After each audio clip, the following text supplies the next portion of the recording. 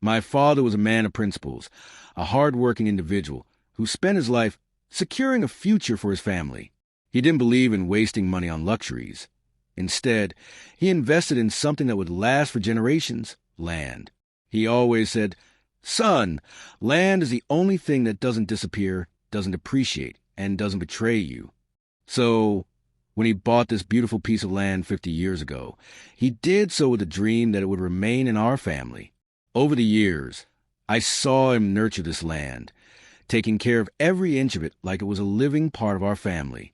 He had poured his sweat, his blood, and his soul into it.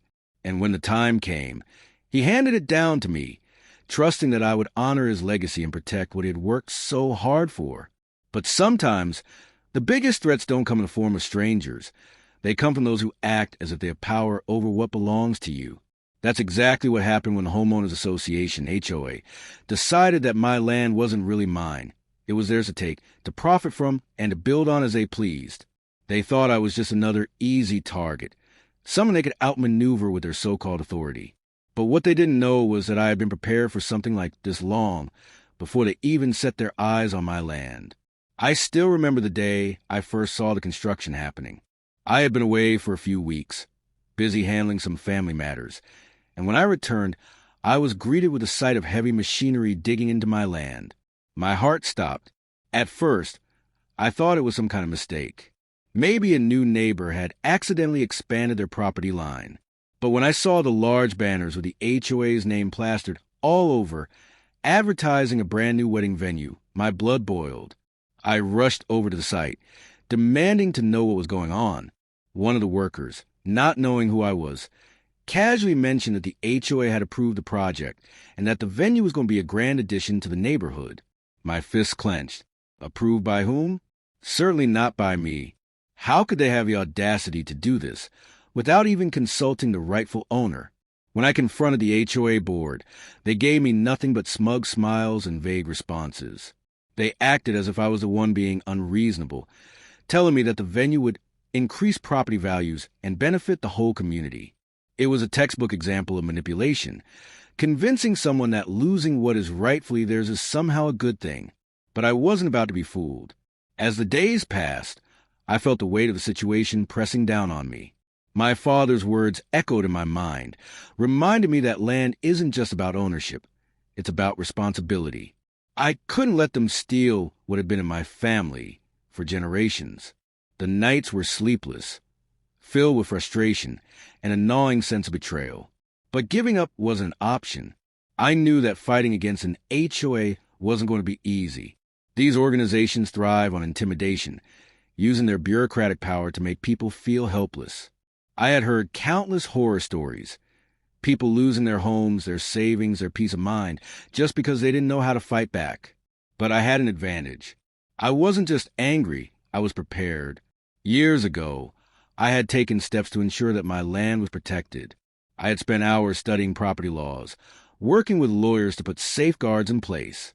I had documented everything, every boundary line, every legal record, every piece of paperwork that proved, beyond a shadow of a doubt, that this land belonged to me and no one else. The HOA thought they could bulldoze over me, quite literally, but they had no idea that they were walking straight into a trap. Instead of rushing into legal action, I played along.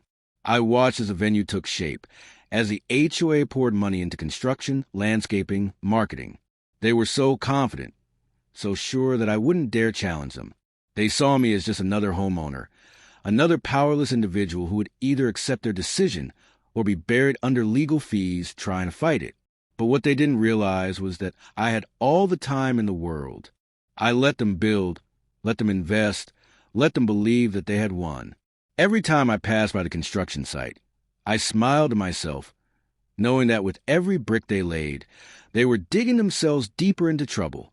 I gathered every piece of evidence I needed, consulted with my lawyer to make sure that when the time came, my case would be airtight. There was something satisfying about knowing that justice was coming, even if they couldn't see it yet. Then the moment arrived. The wedding venue was completed. A grand opening event was scheduled, and the HOA was celebrating their accomplishment. That's when I struck. I walked into that grand opening with my lawyer by my side and served them with a legal notice that left them speechless. I still remember the look on their faces: shock, panic, disbelief. They tried to argue, tried to intimidate, but the law was on my side.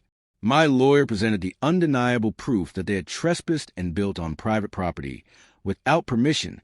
The HOA board members scrambled, trying to deflect responsibility, blaming contractors, miscommunication, anything they could think of, but there was no way out.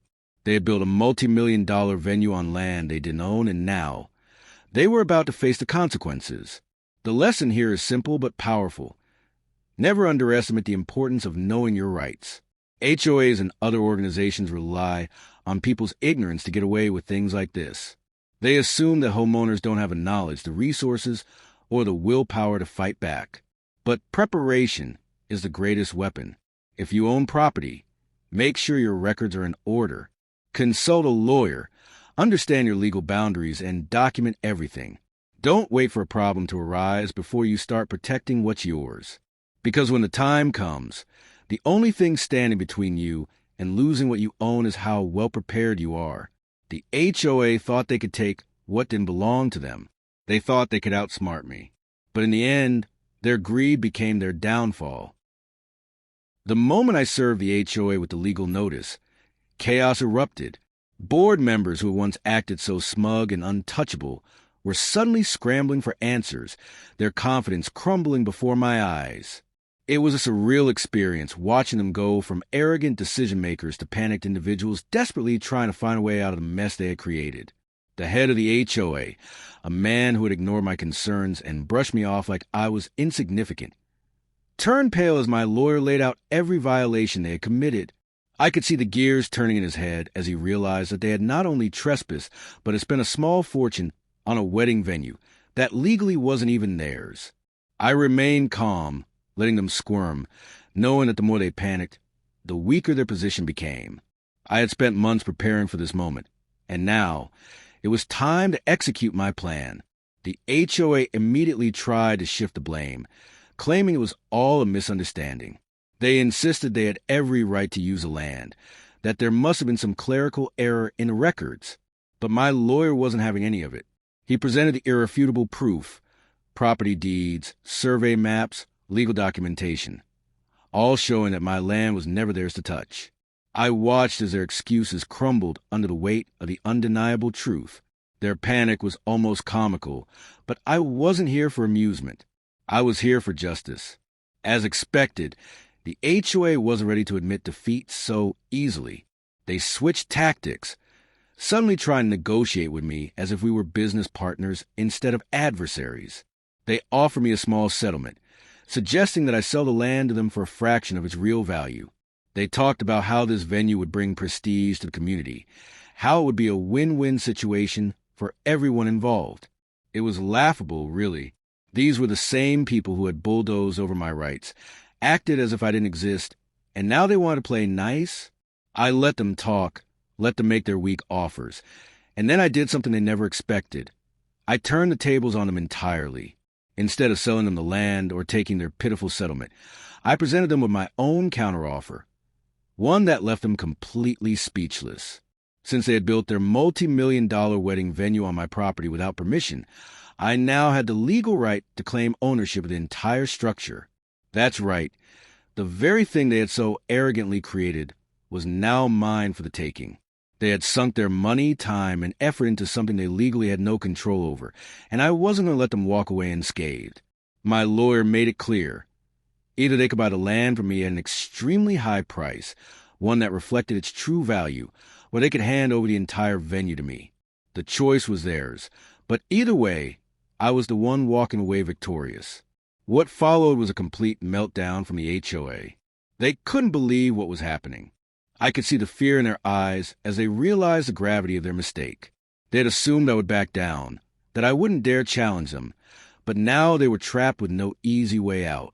The legal documents were ironclad, and there was no loophole they could exploit. Their lawyers tried to argue, to find some way to twist the situation in their favor, but it was useless. The case was too solid, the evidence too damning. Some board members even turned on each other, blaming one another for not properly researching the land ownership before starting construction. The very people who had acted so united in taking what wasn't theirs were now tearing each other apart. It was a fascinating display of greed backfiring in real time. The arrogance that had once fueled their confidence had now become their downfall. They had no choice but to negotiate on my terms, and I made sure to make the most of their desperation. I refused to let them get away with a slap on the wrist. If they wanted to buy my land now, they would pay an exorbitant price. If not, the venue, every brick and board, would belong to me. In the end, the HOA had no choice but to fold. They tried to stall, tried to find ways to delay the inevitable, but the court ruling was clear. They had trespassed, they had built illegally, and they had to suffer the consequences. After weeks of back and forth, they finally gave in and handed over the venue to me. It was a poetic kind of justice. What they had tried to steal now belonged to me entirely, and there was nothing they could do about it. I walked through the venue that first night, marveling at what had just happened. This wasn't just a victory for me. It was a victory for every single person who had ever been bullied by an HOA, for every homeowner who had felt powerless against an overreaching organization. I could have easily been another victim, another person forced to give up what was rightfully theirs. But I had played the long game, stayed patient, and turned their greed against them. The lesson here is simple but powerful. Never let anyone intimidate you into surrendering what's yours. Organizations like HOAs rely on fear and ignorance to get their way. They count on people not knowing their rights, not being willing to fight back. But if you stay informed, stay prepared, and refuse to be bullied, you can win, even against those who think they hold all the power. The HOA's downfall sent a message that echoed to the entire community. Suddenly, other homeowners who had been mistreated by them started speaking up. My case became a cautionary tale, a warning to anyone who thought they could exploit others without consequences. People who had been wrongfully fined, harassed, or manipulated by the HOA found new confidence in challenging their authority. I started receiving calls from neighbors who had their own horror stories to share, seeking advice on how to protect themselves. It was shocking how many people had silently suffered under HOA corruption, believing they had no choice but to comply. But the truth is, you always have a choice. The key is knowledge and preparation. If you own property, make sure you understand every legal detail surrounding it. Get your documents in order, consult a lawyer, and keep records of everything. If someone tries to take advantage of you, don't let emotions cloud your judgment. Play the long game, be strategic, and let their own arrogance be their undoing. This story isn't just about a piece of land. It's about standing up against injustice, about not letting powerful organizations push you around. Too often, people think they have to accept unfair treatment because they don't have the resources to fight back. But the truth is, with patience, knowledge, and the right approach, you can turn the tables on even the most powerful opponents. If I had reacted emotionally, rushed into battle without a plan, I might have lost. But by staying calm, gathering my evidence, and letting them trap themselves, I won in a way they never saw coming. And that's a lesson everyone should remember. No matter how big or powerful someone seems, they are never untouchable if you know how to fight the right way. So, the next time someone tries to take what's rightfully yours, remember this story. Stand firm, be smart, and never let anyone convince you that you're powerless. Because in the end, justice belongs to those who refuse to back down.